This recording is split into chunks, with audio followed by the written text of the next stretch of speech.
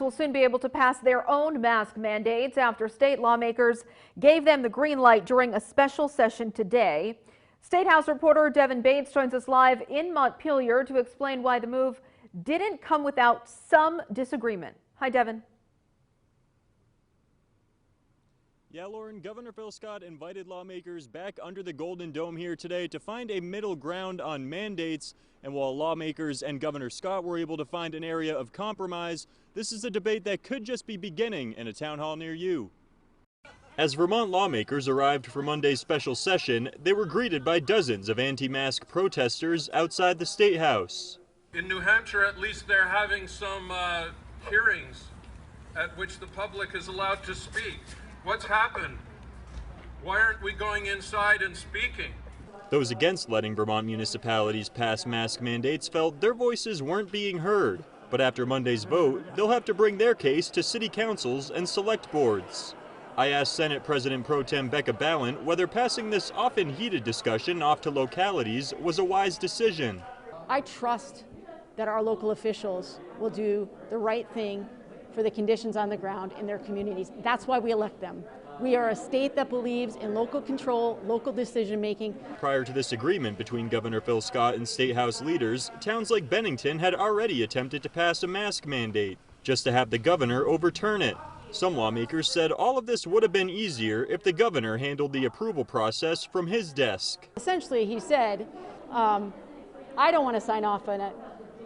You can sign off on it. And yes, there is frustration in that. That's not good leadership. Lawmakers who voted against the bill voiced concern about the possibility for town governments to hand down criminal penalties for those who refuse to wear a mask indoors, while others said it's very unlikely that would happen. House Speaker Jill Krowinski believes lawmakers were in an unfair position. Governor Scott was ready to veto anything else they might have been considering.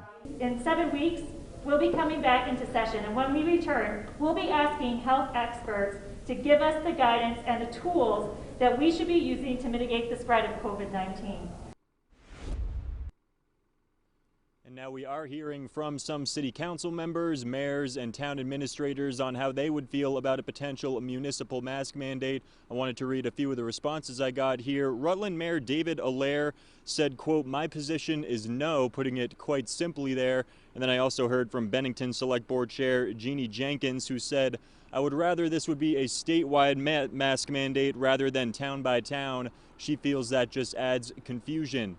Now, on another note here today, the announcement that you mentioned, Lauren, from Congressman Welch did spark some rumors about who may run to take his seat in Congress, or rather who may launch a Senate bid of their own. Now, we already heard earlier today from State Senator Keisha Rahm, who said in a statement, quote, "I will be deeply exploring a run for Congress to give Vermonters a fighter in Washington."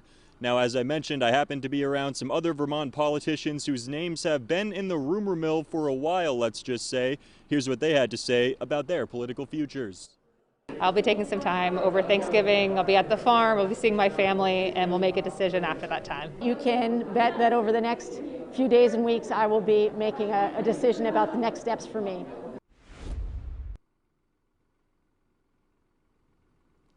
A lot of decisions coming up for the holiday season, no doubt. We'll be sure to monitor that. I also wanted to pass along that we got word from Capitol Police here that a woman was arrested after she refused to leave the State House. Apparently, Capitol Police told her to leave on multiple occasions. She refused, and she was arrested and cited for criminal trespass. Live in Montpelier, Devin Bates, Local 22 News.